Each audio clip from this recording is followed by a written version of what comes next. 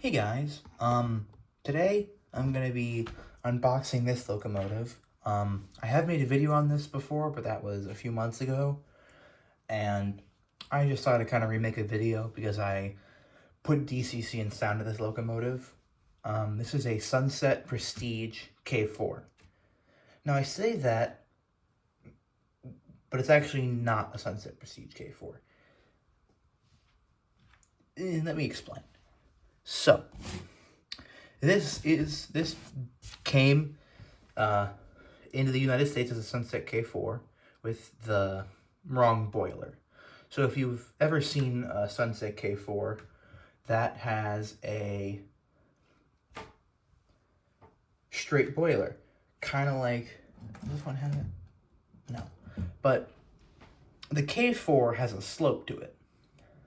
The boiler kind of meets at a point of the sand dome, and this model, if you've seen one, if anyone who knows what the K-4 is, they will know that this is wrong. But this one is not wrong. The one that I have, mine is special. This has been custom done. You can see it's painted. I just added DCC and sound, Tsunami 2. You can see the cord there. This used to have PFM sound, so it was a pretty easy job. Oh, that fell off. This is oh, it doesn't really matter. But here you can see, that does have a slope to it. You can see what I mean, how it has a slope where it kind of runs off there. Now, this is a very custom engine. This was built by my grandfather, and what he did is he took the old boiler off and redid the whole thing. So he was a dealer for precision scale in the 90s or the 80s when D&D did this, or 90s or 80s or 90s. This is a D&D, the precision scale version, and he got a boiler from them because he knew the guy who ran the company, and he got a boiler, but with no details. This is a pilot boiler, like that they got as a pilot. So he did all the detailing work. It was just a plain boiler. The cab wasn't on there. So all this detail you'd see was hand done by my grandfather, and he converted it to a post-war version, as you can see with the headlight. On the earlier versions, the headlight protrudes more, kind of like a normal engine where it sticks out over. But he converted it to a post-war because that's what he saw growing up when he took photos as a kid in the 1950s. So, I mean, the paint job is a little worn just because this was run. My grandfather put PFM sound in it, and this is one of his favorite engines, and he gave it to me as a gift last year. So I made a video on it over the summer. And now I remade a video about it because that video wasn't that great, and this one is less worse, I will say. But I thought I'd just remake a video on it because I've had this thing for about a year now, and I finally put a decoder in it. It was actually fairly easy. It took about 2 hours to do the whole thing, just because it already had lights and stuff in it. I couldn't use the speaker because a decoder is much bigger than a PFM sound unit. The PFM sound unit is like 2 capacitors and a little circuit, which is a lot smaller than a decoder. But this locomotive runs beautifully. A lot of these Sunset Prestige engines run really well that I have found.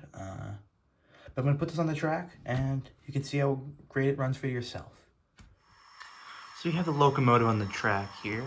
As you can see, it's it's very nice.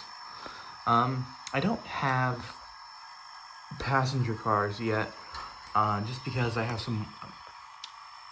Well, I do have passenger cars, but I have Walther's heavyweights, but they don't work on my layout, so can't use them at the moment. But I am going to be expanding, well, moving / expanding my layout. I'll talk about that in a different video.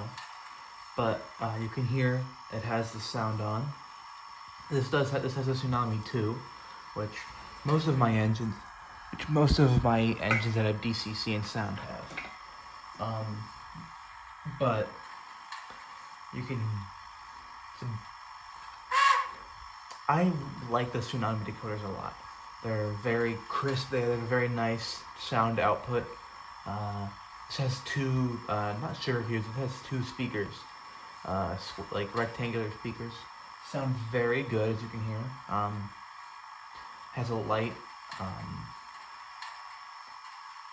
This engine was actually pretty easy to put a decoder in, as I mentioned earlier. It already had PFM sound, so I didn't have to do anything about the lights. So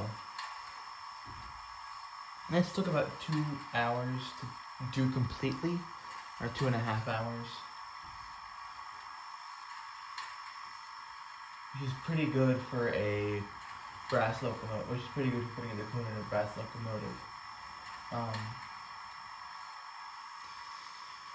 But without further ado, I'll run the engine.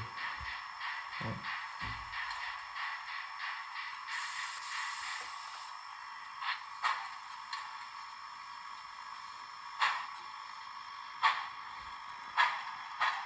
So I tuned this. I used the Decoder Pro to tune my decoder. Oh.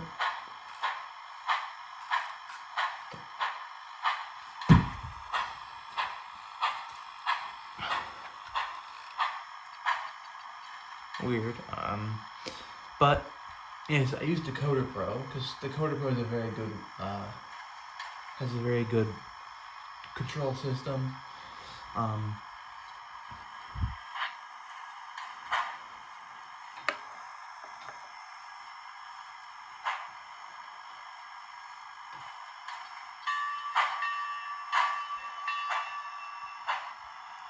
You can see how just smoothly it runs.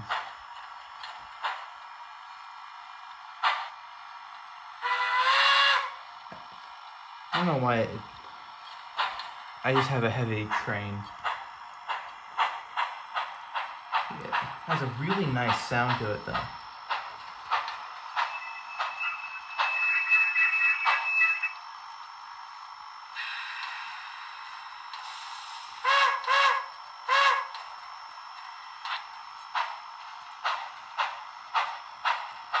And I know that you can see the connector in the middle, but there's not much I can really do about that.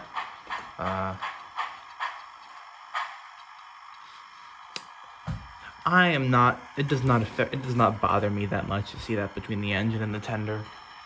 I know there's some people who make it look like there's air hoses or water and coal that go in between the engine, but this is perfectly fine.